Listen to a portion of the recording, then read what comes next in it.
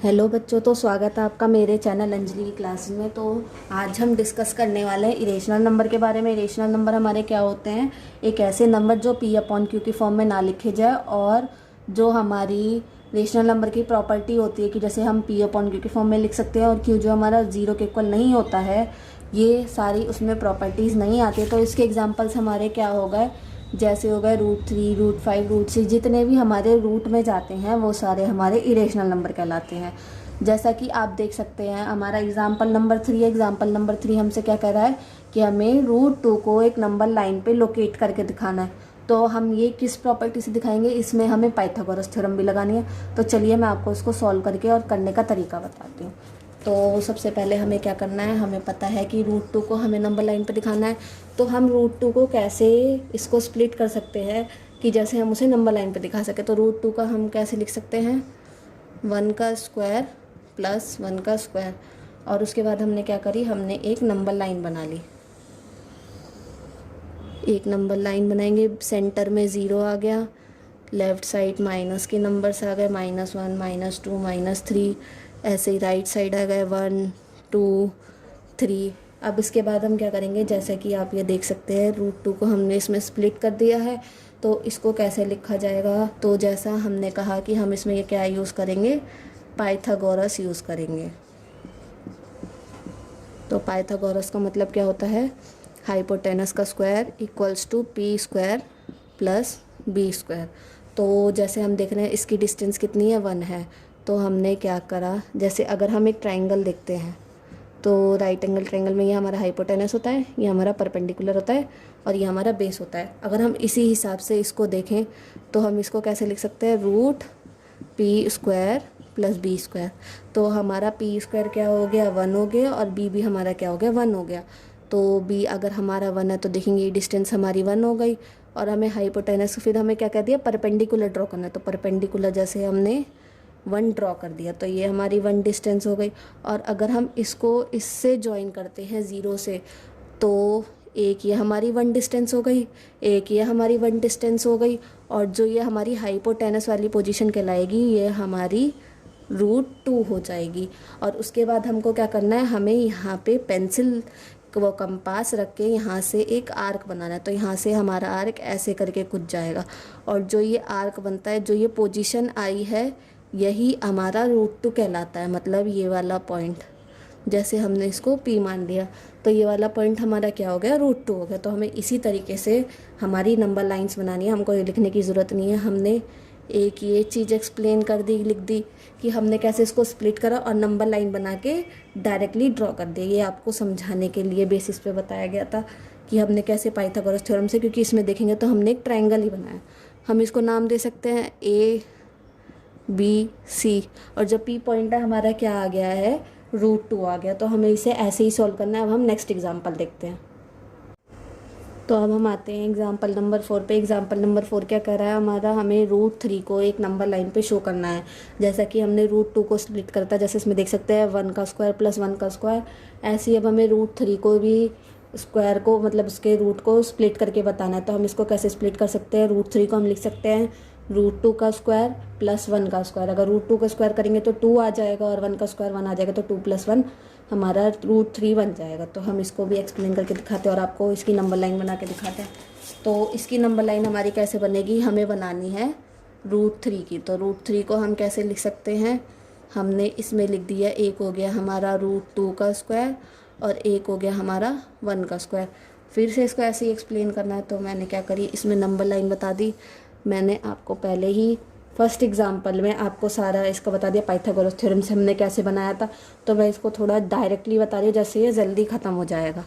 तो हमने क्या करा, राइट साइड आ गए हमारे सारे पॉजिटिव नंबर 1, 2, 3, 4, और ऐसे ही नेगेटिव साइड, मतलब कि लेफ़्ट साइड हमने क्या कर दिया, नेगेटिव नंबर्स लिख दिए। अब इसके बाद हमें क्या करना है, जैसे कि हम देखेंगे हमने √2 का बनाया था, हमने √2 का एज इट इज़ बना दिया ट्रायंगल। तो √2 का ट्रायंगल हमारा बन गया है। ये हमारा 1 होता है, ये पोजीशन हमारी 1 होती है, तो ये क्या निकलता है, √2 निकलता है। तो हम यहाँ पे फिर से ऐसी आर्क ड्रॉ हो जाएगा। तो ये हमारा किसका होता है, √2 का होता है। उसके बाद हमें क्या ड्रॉ करना है, हमें लेकिन √3 का करना है। जैसे हम देखेंगे हमें √2 नीचे लाना, तो एक √2 आ गया, फिर हम क्या करेंगे, यहाँ से एक सीधी स्ट्रेट लाइन ड्रॉ करेंगे, क्योंकि ये हमारा बेस हो गया और ये चीज़ हमारी परपेंडिकुलर हो गई। और फिर इसके ऊपर से ये वाली लाइन ज्वाइन करेंगे, तो ये √2 हो गया, ये 1 हो गया। √2 + 1 करते हैं, जैसे स्क्वायरिंग करते हैं तो क्या आता है हमारा, √3 आता है। और फिर यहाँ से एक आर्क लगाएंगे हम, तो ये आर्क जहाँ जाएगा ये हमारी पोजीशन क्या हो जाएगी, √3 हो जाएगी। तो ऐसे ही जैसे हमने इसको पोजीशन को R मान लिया, तो R पोजीशन पे हमारा क्या आ रहा है, √3 आ रहा है। तो हम कैसे सॉल्व करना है, अगर आपको आर्क नहीं समझ में आ रहा है मैं एक बार और बता देती हूँ। हमने क्या करा, यहाँ पे हमारा कंपास था और यहाँ पे हमारी जैसे यहाँ पे पेंसिल लगे, हमने मार्कर रख के दिखा दिया। और यहाँ से जो हमारा आर्क बनेगा वो हमेशा जो इस पॉइंट पे मीट कर रहा है वो हमारा √3 का आर्क बन जाएगा। तो ये सारा हमारा पाइथागोरस थ्योरम के हिसाब से हो रहा है। ऐसे ही हमने ये एग्जाम्पल एक और दिखा दिया। ऐसे ही हम एक्सरसाइज में चलते, तो अब हम एक्सरसाइज वाले क्वेश्चन देखते हैं उसमें कौन कौन से हमारे एग्जाम्पल आते हैं।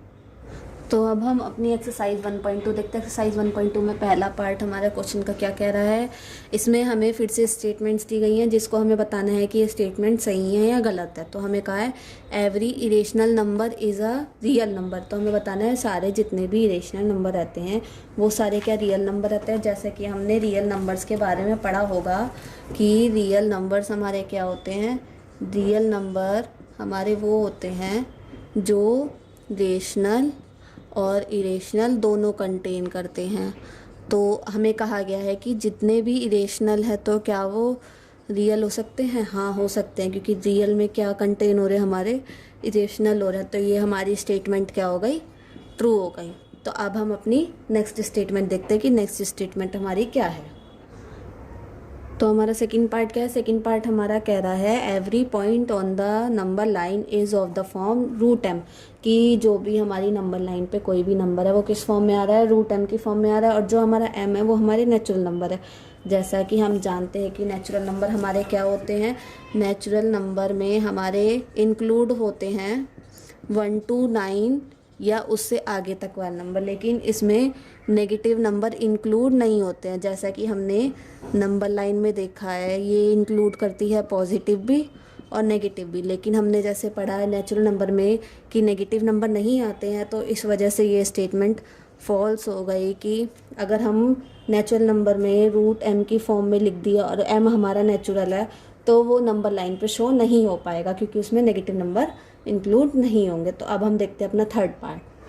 तो अब हमारा थर्ड पार्ट क्या कह रहा है, every real number is an irrational number, कि जितने भी हमारे रियल नंबर्स हैं वो सारे इरेशनल नंबर है। ये हमें बताना है कि ये स्टेटमेंट ट्रू है या फॉल्स। तो सबसे पहले हम इसको जस्टिफाई करते हैं कि हमने जैसा पढ़ा है कि जितने भी हमारे रियल नंबर्स होते हैं वो कंटेन करते हैं rational number and irrational number. अब जैसा हमारी स्टेटमेंट में कह रहा है वो क्या कह रहा है कि रियल नंबर जितने भी होते हैं वो सारे इरेशनल होते हैं, लेकिन ये स्टेटमेंट ट्रू नहीं हो सकती क्योंकि जो भी रियल नंबर्स है ये रेशनल और इरेशनल दोनों कंटेन कर रही है। तो इस वजह से क्या हो जाएगा, ये स्टेटमेंट हमारी फॉल्स हो जाएगी। और रीज़न हमारा यही रहेगा क्योंकि रियल नंबर्स हमारे रेशनल और इरेशनल दोनों कंटेन करते हैं। जैसे एग्जांपल ले लेंगे 2 हमारा रेशनल होता है, इरेशनल नहीं होता। अगर √2 लेंगे वो हमारा क्या हो गया, इरेशनल हो गया और रियल नंबर्स भी हो गए, लेकिन सारे जो रियल नंबर्स रहते हैं वो इरेशनल नहीं हो सकते क्योंकि 2 जो है हमारा रियल नंबर है और वो रेशनल हो जाता है। तो अब हमारा क्वेश्चन नंबर 2 क्या कह रहा है, are the square roots of all positive integers irrational, कि जितने भी सारे स्क्वायर रूट वाले नंबर रहते हैं पॉजिटिव वाले कि वो इरेशनल होते हैं। और लेकिन हमें कहना है अगर ये नहीं होते हैं, मीन्स कि अगर हमने कोई भी स्क्वायर रूट वाला एग्जांपल लिया और उसको हमने बता दिया कि इरेशनल नहीं है, तो हमें उसका एक एग्जांपल देके एक्सप्लेन करना है कि वो स्क्वायर रूट वाला नंबर हमारा क्या कहला रहा है, रेशनल कहला रहा है। अगर वो इरेशनल नहीं है तो हम उसका एक एग्जांपल लेते हैं। जैसे कि अगर हम √3 लेते हैं तो √3 को तो हम कुछ भी डिवाइड नहीं कर सकते, तो ये क्या होता है हमारा इरेशनल होता है। और ऐसे ही अगर हम √4 को ले लें तो √4 हमें पता है हम इसे क्या लिख सकते हैं, 2 लिख सकते हैं, जो कि इरेशनल ना होकर क्या हो जाता है, रेशनल हो जाता है। तो हमारा एग्जाम्पल हम यही लिख सकते हैं इसमें कि root 4 is an rational number because, क्योंकि ये स्क्वायर रूट में होने के बावजूद भी ये हमारा इरेशनल नहीं कहलाएगा, क्योंकि ये हमारा स्प्लिट हो जाता है 2 में, तो इसीलिए हमारा क्या हो जाता है, रेशनल नंबर हो जाता है। तो हम इसमें यही एग्जांपल लिख के ये वाला क्वेश्चन भी सॉल्व कर सकते हैं। अब नेक्स्ट क्वेश्चन क्या कह रहा है हमारा, ये हमारा एक्सरसाइज का लास्ट क्वेश्चन है, क्योंकि क्वेश्चन नंबर 4 हमारी क्लासरूम एक्टिविटी है, तो ये इतना इंपॉर्टेंट नहीं होता है। तो हमारा थर्ड एक लास्ट क्वेश्चन है इस एक्सरसाइज का, तो हम इसको पहले एक्सप्लेन करते हैं। क्या कह रहा है show how root 5 can be represented on the number line. जैसे कि अभी हमने जितने भी रूट वाले एक्सप्लेन करे थे नंबर लाइन पे, वैसे ही इसको भी आगे बढ़ाना है। मीन्स कि हमने रूट 2 का निकाला, रूट 3 का निकाला, ऐसे ही उसी के आगे हमारा रूट 4 बनेगा और उसके बाद हमारा रूट 5 आ जाएगा। जैसे आप देख सकते हैं रूट 2 बन रहा है, फिर रूट 3 बन रहा है, ऐसे करके एक ट्राइंगल की एक प्रॉपर्टी टाइप की बन जाएगी, जो मैं आपको अभी एक्सप्लेन करके दिखाती हूँ। इसको हम स्क्वायर रूट स्पाइरल भी कहते हैं, और ये हमने लैब एक्टिविटीज़ में भी कहीं ना कहीं देखी होगी। तो सबसे पहले हम क्या करेंगे, इसको ड्रॉ करेंगे। हमने एक नंबर लाइन ड्रॉ कर ली और उसमें हमने नंबर्स लिख दिए 1 2 3 4। लेफ़्ट साइड आ गए हमारे सारे माइनस के नंबर्स। चाहे तो हम इसको 2 तरीके में शो कर सकते हैं कि रूट 5 है तो हम इसका क्या लिख सकते हैं, 2 का स्क्वायर प्लस 1 का स्क्वायर। तो हम क्या कर सकते हैं, यहाँ पे से इसको 2 से लेके इसको सॉल्व कर सकते हैं। जैसे कि हमने बना लिया यहाँ से 2 का, तो ये नीचे क्या हो गया 2 आ जाएगा, यहाँ से यहाँ की डिस्टेंस, और ये हमारी 1 हो गई, तो ये हमारा क्या हो जाएगा, रूट 5 हो जाएगा। और यहाँ से हम जैसे कंपास रख के पेंसिल से आर्क लगाएंगे, तो ये आर्क ऐसे बन के ये रूट 5 पॉइंट कहलाएगा। एक तो हमारा ये मेथड हो गया, और स्क्वायर रूट स्पाइरल वाला कौन सा मेथड है वो मैं आपको अभी एक्सप्लेन करती हूँ इसके बाद। तो अब हम अपना दूसरा मेथड देखते हैं, स्क्वायर रूट स्पाइरल वाला। तो हमने जैसे यहाँ पे लिख दिया, हम कौन सा मेथड यूज़ करेंगे, स्क्वायर रूट स्पाइरल कहते हैं इसको। या हम वो वाला मेथड भी यूज़ कर सकते हैं, तो उससे भी हमें नंबर मिल ही जाएंगे। तो सबसे पहले हमने क्या करा, एक नंबर लाइन ड्रॉ करी, सेंटर में 0, राइट साइड हमारे सारे आ गए पॉजिटिव नंबर्स, लेफ़्ट साइड आ गए हमारे नेगेटिव नंबर्स। और जैसे हमने रूट 2 का ड्रॉ करा था, हमने ड्रॉ कर दिया रूट 2, 1 नीचे 1 साइड में, और ये आ गया क्योंकि परपेंडिकुलर 1 बेस 1, तो कितना आ गया, अगर हम पाइथागोरस सॉल्व करते तो रूट 2 आ गया। और इसी के ऊपर हमने क्या करा था, हमने एक परपेंडिकुलर लाइन इसके ऊपर खींची और फिर इसको इससे ज्वाइन कर दी थी। अगर हम इसे स्केल से करेंगे तो डायरेक्ट अच्छे से ड्रॉ हो जाएगी वो। अगर हम देखेंगे रूट 2 और प्लस 1 का स्क्वायर, तो रूट 2 का स्क्वायर कितना हो गया, 2 हो गया, और इसका 1 हो गया, तो क्या आ गया यहाँ पे रूट 3। फिर इसके बाद फिर से इसको ऐसे ही लेके जाएंगे, और फिर दोबारा से हमने इसको क्या करा, इसी से ज्वाइन कर दिया, तो ये रूट 3 हो गया और ये 1 हो गया, तो ये हमारा क्या कहलाएगा, रूट 4 का स्क्वायर कहलाएगा। और फिर से हमने यहाँ पे एक लाइन खींची और फिर से हमने क्या करा, इसी सेंटर पे ज्वाइन कर दी, तो रूट 4 प्लस 1, अगर आप देख सकते हैं रूट 4 का स्क्वायर प्लस 1, तो क्या कहलाएगा 4 प्लस 1, और रूट इसके ऊपर से पहले से रहेगा क्योंकि पाइथागोरस थ्योरम है। तो अगर पाइथागोरस थ्योरम के हिसाब से देखेंगे तो क्या हो जाएगा, ये हमारा रूट 5 हो जाएगा। तो ये हमारी रूट 5 आ गई। तो ये भी हमारा इस तरीके से हम इसको सॉल्व करके बना सकते हैं, अगर स्क्वायर रूट स्पाइरल वाला मेथड कहता है। अगर आपको मेरी वीडियोस अच्छी लगी और अगर आपको कुछ भी इसमें डाउट हो तो आप मुझे कमेंट सेक्शन में कमेंट करके बता सकते हैं। और अगर मेरी वीडियोस अच्छी लगी हो तो मेरी वीडियो को लाइक करें, शेयर करें एंड कमेंट करें। Thank you.